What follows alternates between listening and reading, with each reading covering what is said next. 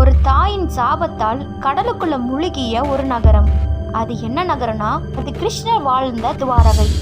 இன்னமும் குஜராத்துக்கு கீழே இந்த துவாரகை இருக்குன்னு எல்லாராலும் நம்பப்படுது.